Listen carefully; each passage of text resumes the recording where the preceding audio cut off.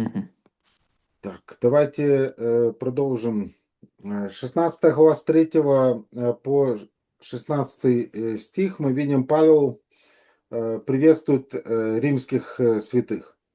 16-րդ գլուխ 3-րդ խոսքից մինչև 16-րդ խոսքը տեսնում ենք, որ Պողոս Առաքյալը Հռոմի սրբերին է բարևում, ողջույններ ուղարկում։ Некоторые говорят, как такое вообще может быть, чтобы апостол Павел знал столько людей. Եվ որոշները ասում են, ինչպես կարող է ընդհանրապես Պողոս Առաքյալը այսքան շատ մարդ իմանալ, ճանաչել։ И запомнить весь этот список. Եվ այս ամբողջ ցանկը հիշել։ Я думаю, это доказательство того, что телефоны делают людей с короткой памятью. Եվ ես կարծում եմ, որ սա ապացույցն է այն բանի, որ հեռախոսները մարդկանց թույլ հիշողությամբ են դարձնում, ազդում են նրանց հիշողության վրա։ Это указание на то, что, ну, скажем так, христиане, они общались, путешествовали, и апостол Павел знал многих, которые были частью церкви, но не, хотя сам еще в Риме не был. Եվ նա ճամփորդում էր, բայց տեղյակ էր այն մարդկանցից, ովքեր որ հանդիսանում էին եկեղեցու անդամ, չնայած դրան, որ նա դեռ չէր տեսնվել։ Поэтому я еще в Армении не был, но уже некоторых людей знаю. Ես դեռ Հայաստանում չեմ եղել, բայց որոշ մարդկանց գիտեմ։ Могу передать привет тоже. Կարող եմ արդեն բարևներ փոխանցել։ Кому он передает? Прескила и Акила. Ում է նա բարևում այստեղ Պրիսկեղային ու Ակյուղասին։ Кто есть кто? Ով է։ То есть Նրանք գործակիցները չեն։ Իրա ով Մարդուկին, հա? То есть Кто мужчина, супруги, кто женщина? супруги, кто мужчина, кто женщина, ով է ամուսին, ով է տղամարդը։ Բանը Ակյուղասը բանն է, հեսա ասեմ, Մուж, Այո, Ակյուղաս մուժը։ Ակյուղասը այո։ Ну вы поняли, да, ответ։ Да. Но Прескила первая. Բայց բայց Պրիսկեղան առաջինն է, չէ՞ հիշատակվում։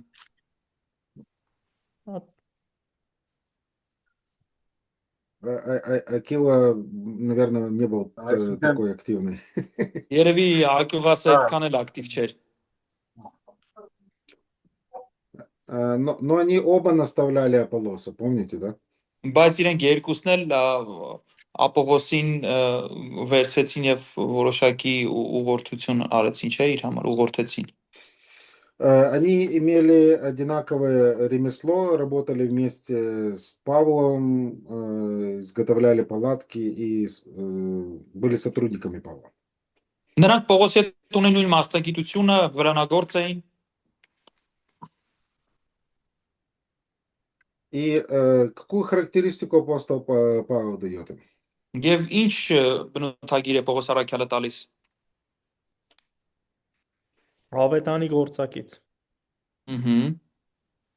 Они были готовы дать пожертвовать жизнью за Павла. Իրենք պատրաստ էին իրենց կյանքերը տալ Պողոսի համար։ Возможно, они своей жизнью рисковали ради Павла в Ефесе во время бунта. Но мы не знаем контекста. Հնարավոր է իրենք իրենց ճիշտ է մենք չգիտենք այդ համատեքստը, բայց հնարավոր է Եփեսոսի բունտի ժամանակ իրենք ցույց էին տվել այս որակը իրենց։ И очень хорошо иметь вокруг себя таких верующих. Եվ շատ լավ է ունենալ քո շրջապատում այսպիսի հավատացյալների։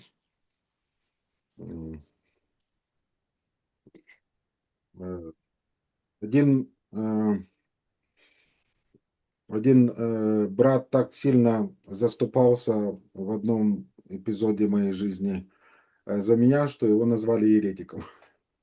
մի եղբայր այնպես կողքին կանգնեց իմ կյանքի իրավիճակներից մեկում, որ իրեն հերետիկոս անգամ անվանեցին։ А, И, по сути, он пострадал, пытаясь отстоять ситуацию, в которой я был.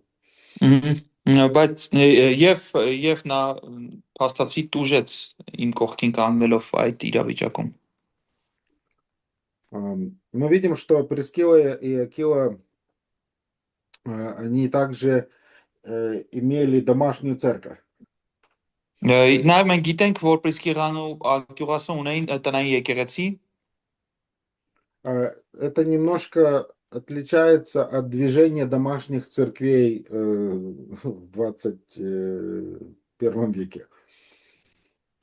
դա մի քիչ տարբեր է մեր 21-րդ դարի տնային եկեղեցիներից։ Некоторые думают, что, ну, если группа домашняя у меня собирается дома, то это уже домашняя церковь. Մարդիկ մտածում են, որ եթե տնային փոքր խումբ ունեն, դա արդեն տնային եկեղեցի է։ Нужно понимать, что у них не было в то время церковных зданий, и собрания проходили в домах богатых верующих. Պետք է հասկանալ, որ այդ ժամանակ չկային եկեղեցիներ, եկեղեցաշենք, հա, չկար եւ հավաքույթը անցկացվում էր հարուստ հավատացյալների տներում։ Поэтому это пример верующих, которые, может быть, немного богаче других и которые могут открыть двери своего дома для проведения богослужений. Այսինքն սրանք են հավատացյալներ, ովքեր որ կարող էին իրենց տան դռները բացել ծառայության պաշտամունքի համար։ Так, следующий, кто у нас, это Эпинет. Հաջորդը ով է գալիս բարոյեք նայում սիրելի Եպենետոսին, Первенец Ахай. որը Աքայի մեջ Քրիստոսի առաջին պտուղն է։ Что это значит? Что это значит? Ինչ է դա նշանակում։ Երևի առաջի ապաշխարած Արցի եկած էլի։ Первый уверовавший։ Мгм. Поэтому первые плоды миссии всегда дороги сердцу миссионера. Դրա համար միսիայի առաջի պտուղները միսիոների սրտի համար շատ թանկ են։ Далее Андроник и Юния. Հետո գալիս է Ну, здесь у нас Мария. Вы Марьяма пропустили? Кого? Марьяма, Марию. который трудился для нас. Да, пропустил. Мгм. Ну, вот. А она трудилась для нас. Да, да, пропустил, да, извините, Ага. сори. Вот. Теперь Андроник и Юния. Եվ իրենից հետո արդեն գալիս է Բարևեկ Անդրոնիկոսին եւ Հունիային։ Как у вас переведено вот это слово «сородников»? То есть Просто родственник. Merci. Да, родственник, но может более в широком смысле еврей. Если, ну, когда мы это прочитаем по-армянски, у нас такое ощущение, когда мы разговариваем про про наших родственников. Ավելի լայն համատեքստով սա կարող է վերաբերվել ընդհանրապես հрьяաներին։ Давайте проверим один момент. Это 16.7. Секунду. 16-7. Так. Так. Гейс. Так. Ну, да, это может быть человек, который является частью какой-то одной партии или, может быть, народа. Ազգակից, այսինքն կարող է նաև ոչ թե որպես ազգական նշանակել, այլ ազգակից։ И где это Павел говорит, секунду, в Римлянам, молитва моя и моление о сородниках моих по плоти. Это Мгм. 9 глава. М, Сейчас я посмотрю. Сейчас скажу.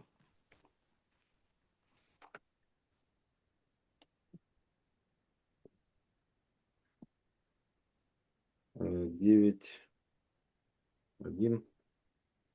Мгм. Мгм. Иудейский народ. 9:3. Это 9.3. Мгм. Если 9:3, это да? Хасель. 9.3. Мгм. Да, я хотел увидеть. Там, Это то же самое слово? э, да, да, М. вот. Понятно, понятно. Я подумал, это так или не так? Это так, вот. Теперь у нас есть Ես մտածում доказательства. եմ այդպես է, թե այդպես չի, բայց այդպես է։ Хочу один момент тоже проверить. Ура, 7. Вот, смотрите, вы говорите, это то же самое слово, да? А у нас здесь азгакан, там азгакиц. То есть киц это по-русски со, то Мгм. есть предлог со. А здесь это как родственник, поэтому у нас такое впечатление. Ага. Но в русском, если вы посмотрите в 16:3, как раз тоже вот это сородники, как у вас в армянском. 16.3? Мгм. Ну, на русском.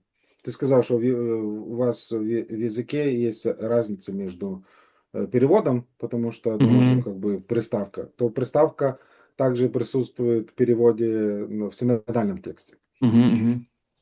А по поводу 16.3 не понял. Ну, еще раз комментарий скажи свой по поводу перевода в вашем языке. Здесь 16.7 есть слово 7. Азгакан– это другое слово, это отличается от того, которого мы видим в 9.3. Ага, Там я понял. азгакит, здесь азгакан. А То что есть означает это азга? азгакан– это родственник, азгакит– это может быть я армянин, Говнан тоже армянин. А, кит. Ну вот, в синодальном переводе сородник это родник, это как родственник, а это как кит, М, получается. м, мгм, мгм, Поэтому в 16:3 это будет как азгакит. мгм, мгм. Я уже комментирую Да, я армянский понял. текст. Այսինքն այստեղ էլ կա, ահա, այստեղ էլ արդյունքն կարելի է հասկանալ որպես ազգակից։ Да, весело. Еще чуть-чуть, братья, подождите. А, Так, Азгакан. Хорошо. Э, какая особенность Андроника и Юния в том, что они не только из одного народа, но они также вместе с Павлом были в тюрьме за веру. Նաև ինչ առանձնահատկություն կար այս մարդկանց միջև, իրենք ոչ միայն հրեա էին, այլ նաև իրենք բանտում էին եղել հավատքի համար նրա հետ։ В отношении фразы, прославившейся между апостолами, тут есть два вопроса толкования. По поводу чего? Фразы, которые прославились между апостолами. Մгм. Որոնք առաքյալներից որոնք առաքյալների մեջ երևելիներ են։ Այս արտահայտության հետ կապված 7-րդ համարում քննարկում կա։ Ну, один вопрос это относительно имени Юния. Это женское имя или это мужское имя? Առաջին հարցը այս հունյա բառը, այս հունյա անունը տղայի անուն է թե կնոջ։ Некоторые говорят, это женское имя Юния, и это наиболее вероятное понимание и прочтение этого текста. Առաջի տարբերակային է, որ հունյան դա կնոջ անուն է, то есть женское имя։ Мгм. Կնոջ անուն է եւ դա ավելի հավանական տարբերակ է։ Но другие говорят, нет, Юния это мужское имя, сокращенное от Юниан. То есть, Что это как это мужчина. понять? Հմ? Но другие считают, что это мужчина. Հա, այսինքն մյուսներն մտածում են, որ սա տղայի անուն է։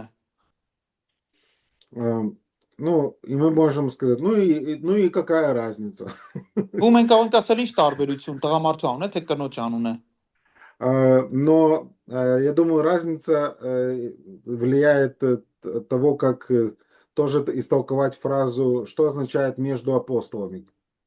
Նա այստեղ տարբերությունը նրանում է կանում, որ այստեղ հարց է արդեն առաջանալու, որոնք առաքյալների մեջ երևելիներ են, այս արտահայտության հետ կապված։ И один вариант понимать эту фразу следующим образом. Между апостолами означает, что они были из числа апостолов.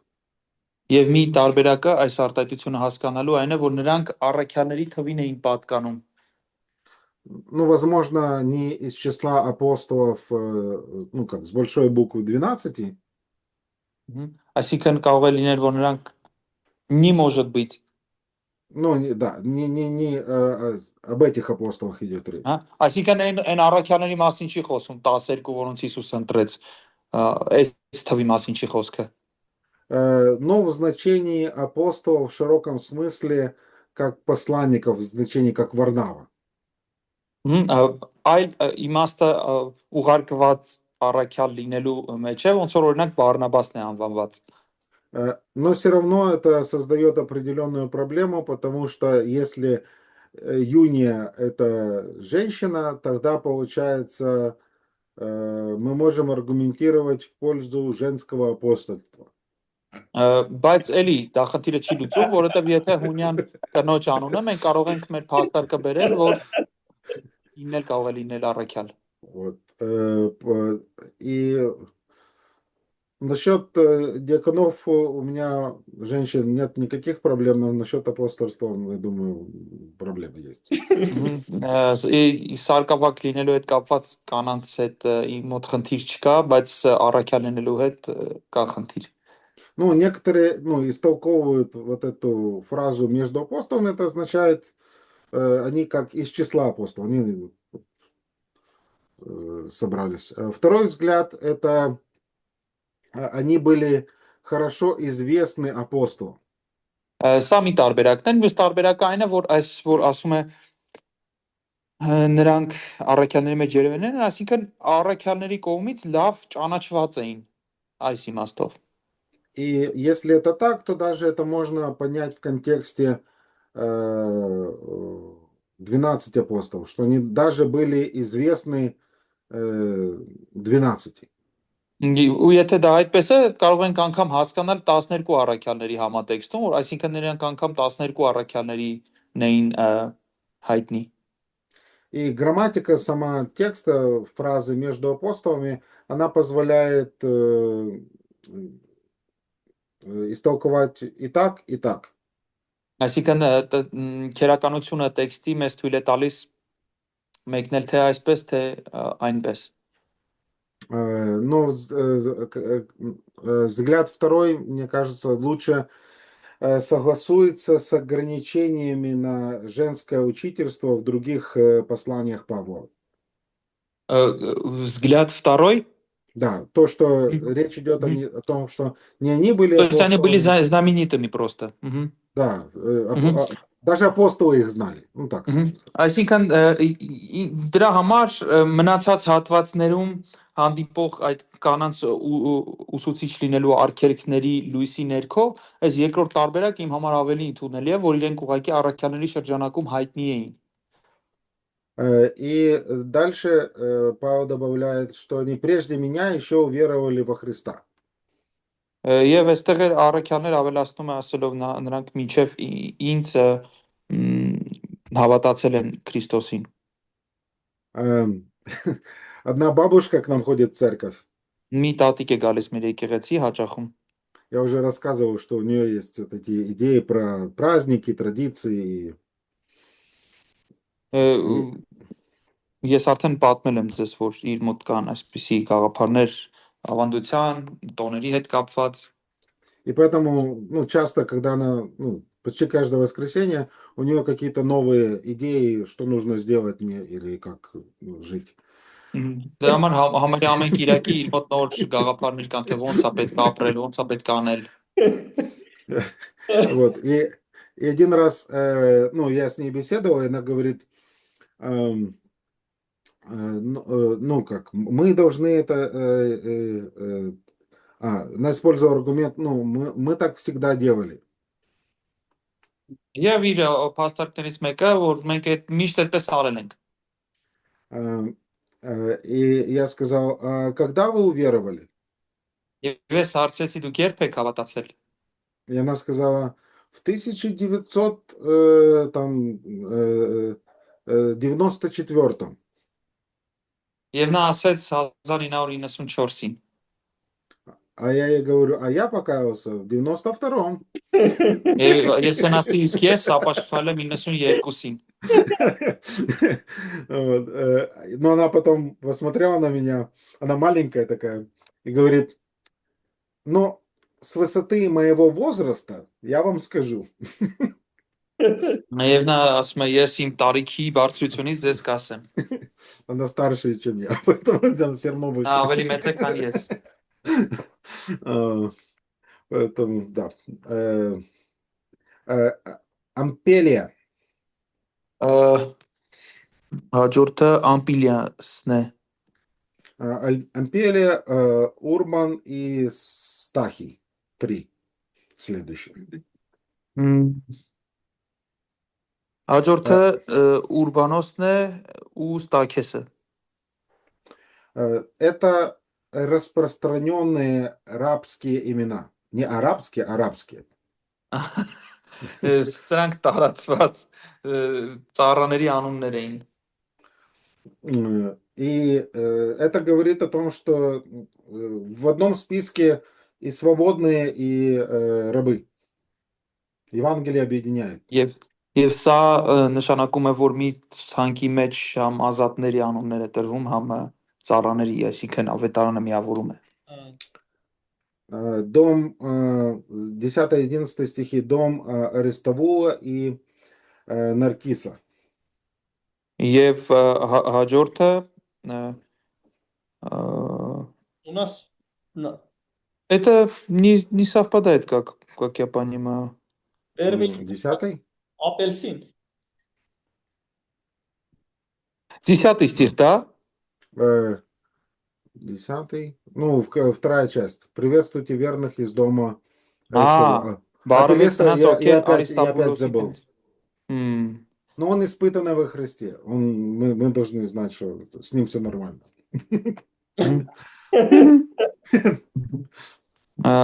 Բարովեք նրանց, ովքեր Արիստոբուլոսի տնից են։ Это проверенный брат, о нем можно не говорить. Դա նա փորձված եղբայր է, իր մասին կարող ենք չխոսենք էլ Ապելեսի մասն է խոսքը։ Этот апельсин, да? Да, апельсин. Апельсин.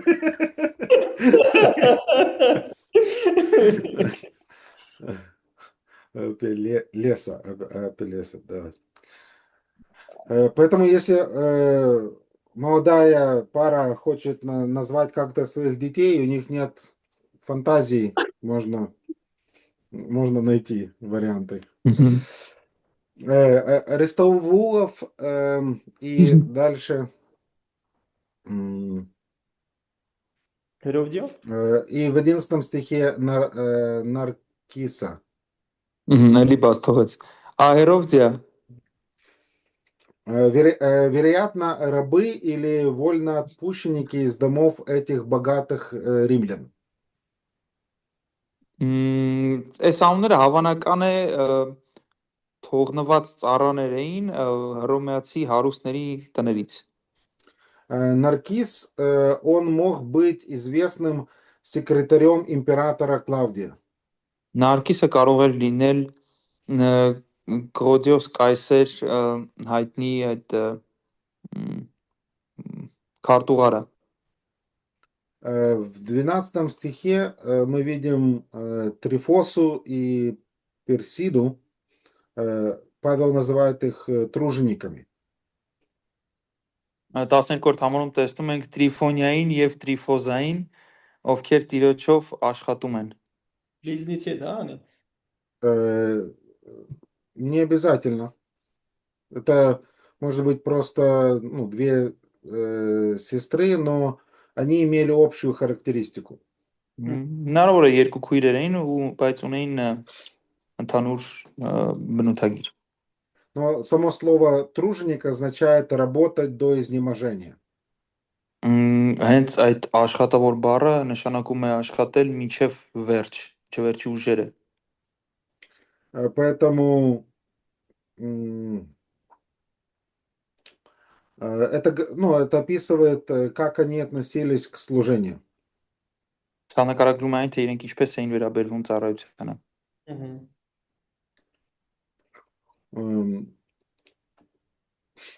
Я помню, моя сестра попросила, чтобы я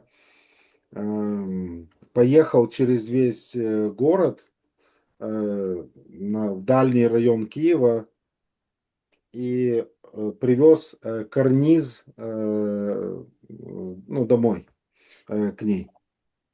Ես հիշում եմ մի պատմություն, իմ քույրը ինձ խնդրեց, որ ես ամբողջ Կիևով հասնեմ ծայրամաս եւ այնտեղից վարակույրի կախիչ բերեմ։ Я ходил еще в школу и ехал через весь город, я не знаю, наверное, 1,5 часа, если не больше, различными транспортами, и троллейбус, и метро, и автобус. Ես հիշում եմ փոքր էի ու ես այդտեղ հասնելու համար ժամուկեսից ավել ճանապարհ գնացի, տարբեր տրանսպորտային միջոցներ փոխեցի, տրամվայ, автобус, троллейбус։ И когда я приехал к этой подруге моей сестры, я позвонил в дверь и сказал, я приехал за карнизом. Եվ երբ որ ես եկա իմ քրոջ ընկերուհու տուն, ես ասացի, որ եկել եմ այդ կախիչի հետևից։ И когда она вынесла карниз, он был длиной, я не знаю, 3 метра. Երբ որ նա այդ վարակվելի կախիչը դուրս բերեց, մոտ 3 մետր էր։ И я подумал, что я с этим карнизом, как Дон Кихот буду ездить, через весь город. Եվ ես մտածում եմ այդ կախիչով ես Դոն Կիխոտի պես ամբողջ քաղաքը պետք է անցնեմ։ И поэтому я себе представил, как я буду заходить в этот троллейбус, что я буду делать в метро. Это такой кошмар. Ես մտածում եմ ինչ եմ անելու, ոնց նստեմ տրոլեյբուս, ոնց տեղափոխվեմ մետրո։ Поэтому я бросил и уехал без карниза. Դա համար ես թողեցի այդ ամենը ու ուղղակի առանց դրա գնացի։ Я думаю, что эти бы сестры справились с задачей. Ես կարծում եմ, որ այս քույրերը կարողացել են առաջադրանքը կատարել։ Хорошо. Но таких людей надо ценить, и о таких людях нужно говорить. Այսպիսի մարդկանց պետք է գնահատել ու իրենց մասին պետք է խոսել։ Иногда отношения в церкви, знаете, люди поют псалом, и все говорят «Слава Богу». Եվ ժամանակ առ ժամանակ լինում է եկեղեցում երգում են սաղմոս ու մարդիկ ասում են փառք Աստծուն։ Конечно, слава Богу, но человек тоже трудился, он учился, он репетировал иногда годами. Իհարկե փառք Աստծուն, բայց մարդը սովորել է, տանջվել է, փորձ է արել այդ երգի համար։ Это не просто так, что он вышел и спел, и просто так идеально получилось. Այնպես չի որ նա դուրս եկավ երգեց ու ուղակի էլի առանց պատրաստության ու իդեալական ստացվեց։ Поэтому мы должны научиться у апостола Павла хвалить людей. Դրա համար մենք Պողոս առաքյալից պետք է սովորենք մարդկանց գովել։ 13 стих, Руф. 13 Ռուփոսը։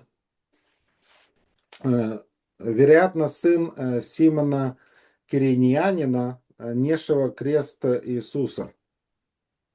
Հնարավոր է Սիմոն կանանացու որդին էր, որը տարավ Քրիստոսի խաչը։ В Евангелии от Марка 15:21. Մարկոսի ավետարան 15:21-ում։ И его мать стала духовной матерью и для Павла. Ну,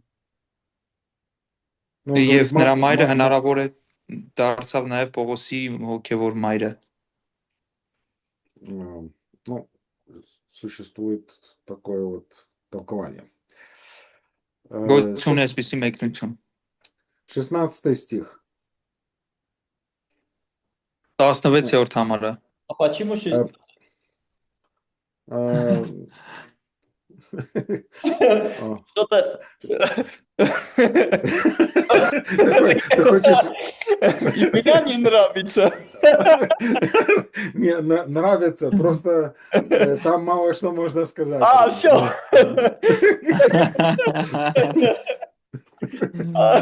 Братья, извините.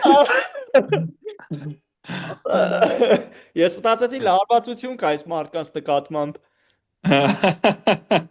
Ну, главное, что ничего нет против этих людей. Да. Это есть такой анекдот, что пришел писатель в школу. Մի անեկդոտ կա, որ գրողը գալիս է դպրոց, И он там написал какое-то произведение, и школьники начали, критиковать, что, все так, написано, очень мало подробностей. եւ ինչ որ ստեղծագործություն է գրում, դպրոցականները բողոքում են, ասում են, ոնց որ քիչ է մանրամասնությունները։ И поэтому этот писатель следующую свою книгу начал так. Եվ դրա համար այդ գրողը իր հաջորդ գիրքը այսպես է սկսում։ Когда я пришел в школу, мне нужно было подняться на второй этаж. Երբ որ ես պետք է գայի դպրոց, ես պետք է բարձրանայի երկրորդ հարկ։ Я подошел к лестнице и поднял ногу на одну ступеню. Ես բարձրացեցի ոտքս դրեցի առաջին աստիճանին, А потом я поднял ногу на вторую ступеню. Եվ հետո երկրորդ ոտքս բարձրացեցի դրեցի երկրորդ աստիճանը։ Вы поняли идею, да. И тогда второго. Да. Да, хочется все ступени пройти, но иногда можно быстрее. Կարելի է առանց այդ աստիճանները անելու մի անգամից անցնել ես քանը։ Целуйте друг друга, да? Да, приветствуйте друг друга целованием святым. Вы практикуете это дело? Բարևեք իրար սուրբ համբույրով։ Դուք այդպես կիրառություն ունեք։ Չէ, վտանգավոր է ստանում է դե։ Եթե նկատի ունի այն ինչը որ ես եմ նկատի ունենում։ Ну, это часть культуры и часть традиций церкви или нет? Или уже нет? Այդի թարգման եմ ովնան ախպեր։ Դե հա հարցրեց ասում եմ էլի որ իմանալ В армянском контексте это немного может быть опасным, так сказать.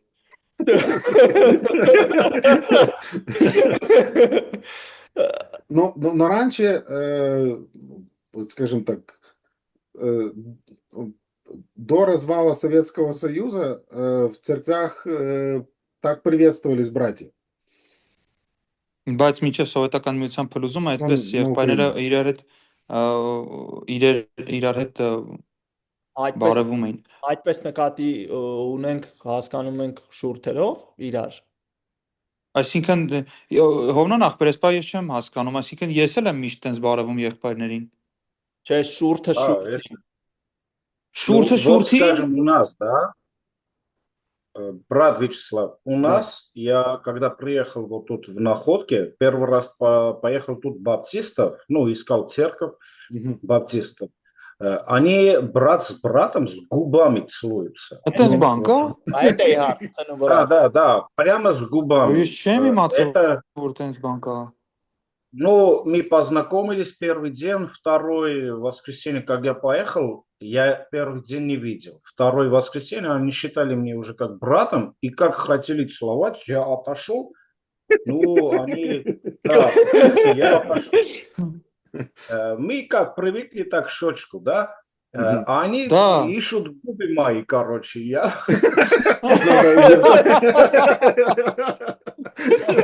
Говорю, ну, я как вот так делаю, они там хотят поймать, короче. И просто у меня тут вопрос есть, если можно. Ну, это давай там, на армянском скажу.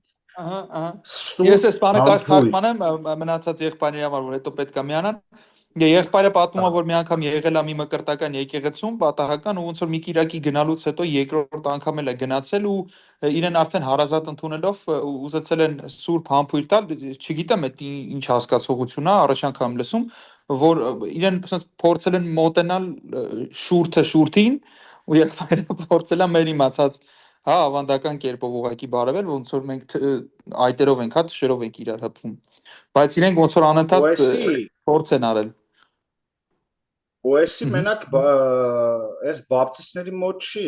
Вот эти баптисты, они были похожи на пятидесятников. Да, они не молились языками, ничего, но очень похожи были они. Вот. Пятидесятники тоже, вот Павел там эти, они тоже целуются губами. Բայց ես չեմ տեսել։ Помните, когда Коломитьев, подожди, когда Коломитьев приехал, Абовян, город, ты там был? Когда Yes? вот, Павел, да, Коломитьев, когда приехал у нас на родину, Ереван, вот Да, они тоже пятидесятники 100%. У нас на родине 100% они тоже целуются с губами. Мужики там, в общем, все. Да, это Исай, это так, 100%. Это я видел, так что это точно. Вот вопрос. Странное дело. Да, Но странно, это но имеется в да. виду. Я всегда, когда это читал, понимал так, как я всегда делаю. У Щекой, меня вот тут вопрос. да? Да, так. Да, Вопрос Հարցը как տուր раз եւ- вот это хочу давать. Ստեղ իմ կարծիքով, սուբյեկտիվ կարծիքով, Սուրբ Համբույրը, այսինքն ես այս եմ հասկանում, կուզեմ խնդրեմ փոխանցես, հա, Ահա, չի նշանակում կոնկրետ թշին, թե շուրթերին, դա մի քիչ աբսուրդ է, ստեղ խոսում է իրար հանդեպ վերաբերմունքի, անկեղծության մասին։ Մանավանդ օրինակ մենք կարող ենք անգամ քույրերին էլ, չէ, ում հետ որ շատ մտերիմ ենք, բարևենք, այդտեղ կարա անգամ մեր անկեղծությունը փորձվի, թեկուզ եղբայրների հանդեպ։ Այսինքն այս անկեղծությունը այս սրբության հետ է կախված։ Ես դա այդ ձև եմ հասկանում, բայց ոչ ես թե շատ ինչ-որ ծավալուն կիրք բան չի։ ասցի, ես այդքան ռուսերեն բառապաշար ունեմ։ То есть мы, брат, и я тоже с ним так всегда это смотрел на на этот стих, когда здесь говорится о святом поцелуе, это, то есть вопрос не в самом этом акте, а то, что он тебе брат. Вот это освещает этот поцелуй, не то, что вот этот... Անկեղծություն բառը ստե մի հատ ասել, այսինքն փորձում է մեր անկեղծությունը, անգամ թեկուզ որքանով ենք մենք, насколько мы любим брату, мы как бан это То есть честность, да? Ну, скажем, нам нужно исходить из историко-культурно-грамматического толкования. И Մենք պետք է գանք պատմակերականական մեկնությամբ։ конечно, ну, скажем так, может ли в определенном контексте, в определенной церкви это означать братство? Это что? Ну, поцелуй. Это... Այսինքն կարող է ինչ-որ օրինակ համայնքում դա այդ համբուրելը լինի եղբայրության խորհրդանիշ։ Ну, мы должны всегда понимать, любая традиция имеет свое значение, и в разных, скажем так, местах это может означать разные вещи. Այսինքն մշակույթ ունի իր առանձնահատկությունները ու տարբեր տեղերում տարբեր բան կարող է նշանակել։ Поэтому мы должны сначала исходить из того, что это означало во времена апостола Павла в их восточной культуре, и потом уже задаться вопросом, является ли это прямым повелением нам так же само делать, или же мы должны взять принцип и значение и уже применять принцип и значение. Դրա համար մեզ կարևոր է սկզբից հասկանալ այնտեղ ինչպես են սա անցալել այդ համատեքստում, հետո հասկանալ դա արդյոք ուղիղ պատվեր է մեզ, թե այդպեսին չի հանդիսանում։ Ну, в те времена это был символ семейной любви и также символ примирения в восточной культуре.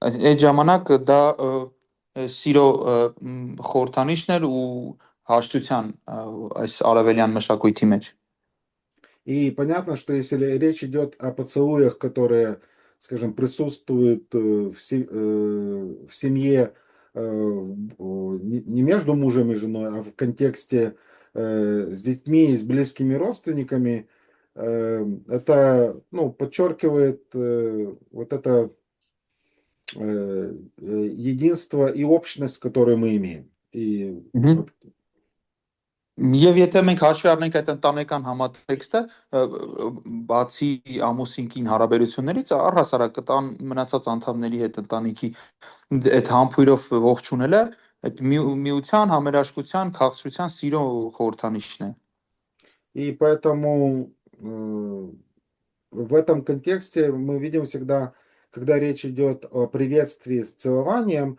Павел добавляет еще одно слово, которое является таким модификатором, указывающим, что это целование должно быть святым.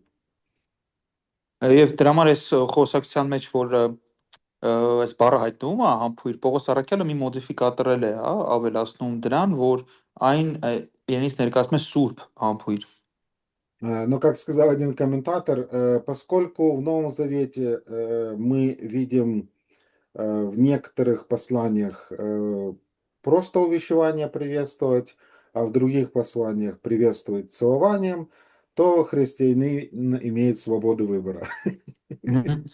Բայց մեկնաբան ասում էր, քանի որ նոր կտականի որոշ նամակներում տեսնում ենք ուղղակի բարևների հորդոր, իսկ մյուս տեղերում բարևի հորդոր համբույրով կարող ենք հասկանալ, որ քրիստոնյան ունի որոշակի ազատություն։ И определенно сейчас с изменением культуры и некоторых, скажем так, тенденциях в обществе данное приветствие может быть воспринято и интерпретировано, ну, совершенно неправильно, не как святое.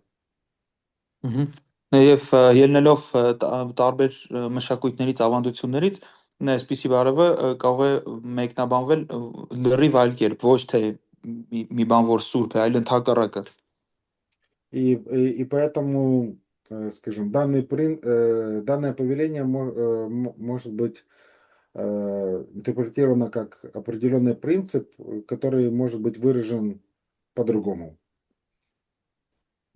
Այսինքն կարող է ուրիշ ձև դա ներկայացվել է սկզբունքը։ Вот. Но да, с этими, ну, целованиями, ну, я наблюдал, что сначала эту традицию оставили в городах церкви, на Украине.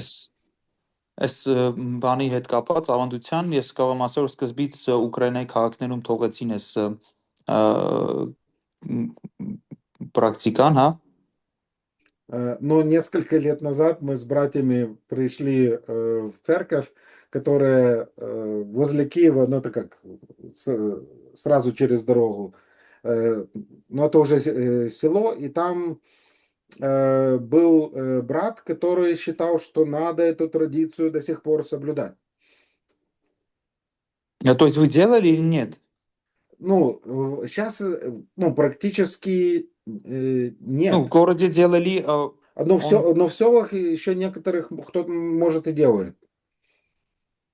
Ну, я не могу сказать за все церкви, но сейчас, наверное... Нет, если я правильно понимаю, если вы это делали по-любому уже, зачем он настаивал, чтобы это делали? Кто? Этот брат из села. Ну, он просто считал, так Писание говорит, и так надо буквально приветствовать, и все. Все, понял. Այսինքն մենք անում էինք եղբայրը գյուղից դիմացի հատվածում արդեն գյուղային տարածքեր, ինքը ասում էր, որ դա պետք է արվի ու մնա այդ փորձառությունը։ И поэтому, ну, в этой церкви, куда мы пришли, пастора, они, ну, так не приветствуются, они, ну, скажем так, но этот брат еще, ну, скажем так, старые закалки. Երբ որ մենք եկանք մի եկեղեցի այդտեղ եղբայրները այդպես չէին իրար ողջունում, բայց այդ մի եղբայրը ոնց որ այդ հին իր ավանդությունով էր ասում, որ պետք է արվի։ И я так понимаю, что он там или член братского совета, или проповедник. Ну, факт тот, что мы сидели в братской комнате и разговаривали об этом вопросе, и заходит этот брат и начинает приветствовать каждого. Մենք նստած ենք եղբայրական այդ սենյակում ու քննարկում ենք հենց այդ հարցը И один брат հովիվների հետ говорит, ու ну, ես вот о չգիտեմ чем я говорил. Եվ ես չգիտեմ ինքը եղբայրական խորհրդի անդամ էր միգուցե ու նա քարոզիչ էր այդ պահին բացում է դուռը մտնում ու սկսում է հերթով բոլորին ողջունել այդպես ու այս եղբայրներից Это մեկը ասում է հենց դրա մասն էի խոսում Да, для ну, нас, армянов, это нормальный. Если кто-то запретит, сразу врагом станет. Это весь армянец целует друг друга. ну, Это у нас евреи но, от нас учились. ну, это, я так понимаю, больше опять объятие прикосновения щекой, нет? Да, Нет, мы это имеем в виду. словаччики. Да, но Нет, это губы, словаччики. это так. Это Нет, да. прямо. Они Ну, что, знаете, как делают? Исаи, ты не М. видел? Вот так Не, делают, типа, чтобы не прикоснуться губами. Они вот так я делают. первый раз такое слышу. Да, да, да. Ну То ладно, есть сейчас я увидимся, просто я тебе хочу понять покажу. Исаи, ваши как комментарии. увидимся, я тебе покажу. Я тебе так приветствую, покажу. Ой. То Ну, есть, как вы думаете, здесь об этом речь идет? Да нет. ну, насколько я знаю, сейчас на Востоке, ну, приветствуется это прикосновение щекой. Да. Но я не уверен на 100%, что это было так в первом веке. Мне надо исследовать этот вопрос. Даже если так было в первом веке на Востоке, скажем, какой-нибудь культуре, откуда мы можем предполагать, что здесь в этом стихе имеется в виду вот этот метод? Ну, мы должны исходить из того, что было в той культуре, когда Павел написал. Если это, ну, было так, но все равно возникает вопрос, какое значение и является ли это, скажем так, прямым повелением, как заповедь, что мы должны исполнять в точности, или же вопрос стоит культурный аспект, и мы должны применять принцип. М, м.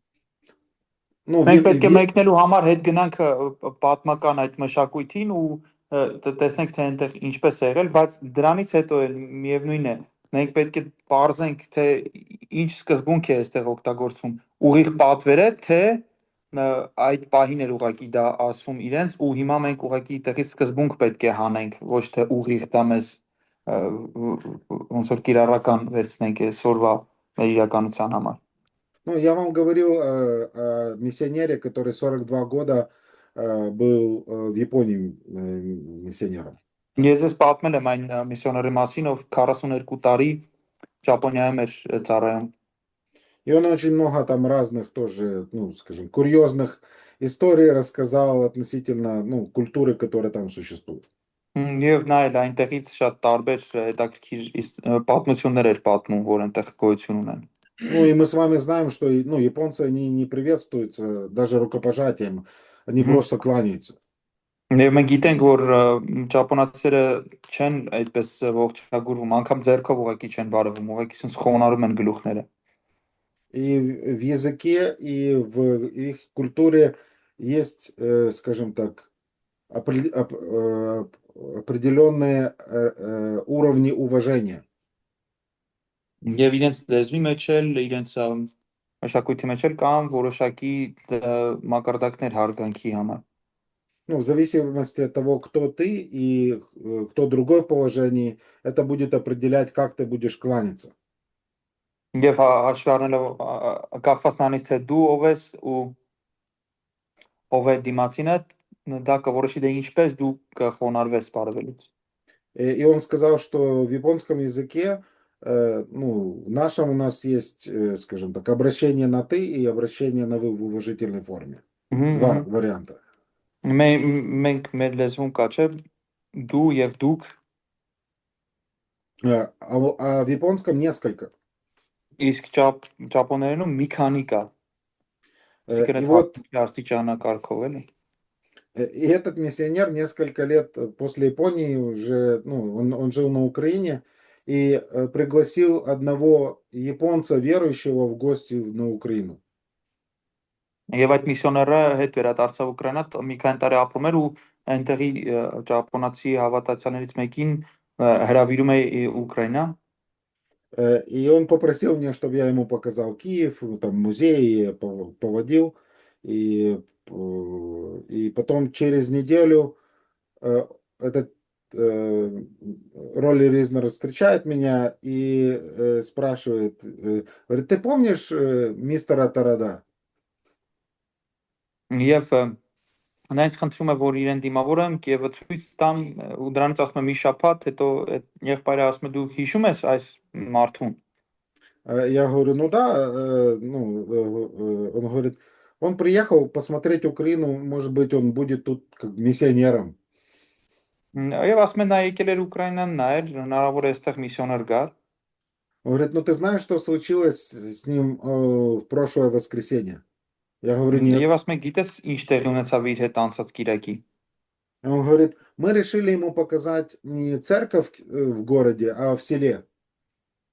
Նա ասում է մենք իրեն ուզեցինք ցույց տալ ոչ թե քաղաքի եկեղեցին, այլ գյուղինը։ И говорит, и когда мы приехали в село, и пастор узнал, что это брат-христианин из страны восходящего солнца приехал к ним. Եվ այդտեղի քարոզիչ եղբայրը իմացավ, որ արևի երկրից կամ արևածագի երկրից են եկել այնտեղ։ Он впервые в жизни японца увидел. Առաջին անգամ իր կյանքում ճապոնացի էր տեսել։ И он на радостях подошел, обнял его вот так. Եվ ուրախությունից մոտեցավ, գրկեց իրեն, поднял, բարձրացրեց վերև, прокрутил на 180 градусов, 180 աստիճան պտտեց իրեն, поставил, կանգնեցրեց հետ, взял за голову и поцеловал. վերցրեց գլուխը եւ համբուրեց։ Это, говорит, и он говорит, мистер Тарада стал красный, как помидор. Եվ ասում եմ, որ այդ եղբայրը դարձավ կարմիր լոլիկի պես։ Ну, как вы будете применять этот текст в Японии? Ոնց է կիրառելու այս հատվածը Ճապոնիայում։ Ну, поэтому я думаю, что нам нужно адаптировать целование с учетом существующей культуры. Ես կարծում եմ, որ պետք է տեքստը ադապտացնենք գոյություն ունեցող մշակույթի հետ, այս համար է մասնախոսքը։ Но если вы будете совершать служение где-то в восточной стране, где такое приветствие является обычным делом, вам не надо менять традицию. Բայց երբ որ դուք լինեք օրինակ արևելյան մի երկրում ծառայեք, որտեղ որ նման բարևը կամ ողջույնը նորմա է հանդիսանում, դուք պետք չի փոխեք ձեր մոտեցումը։ Так, что у нас со временем? 6:40, мы закончиваем 6:40 или 6:50? 6:50, но я думаю, это хорошее время, поскольку следующий раздел требует детального рассмотрения. И у кого-то домашняя группа. Да. Вот. Поэтому, ну, если ты не готов, ты можешь поговорить про поцелуй.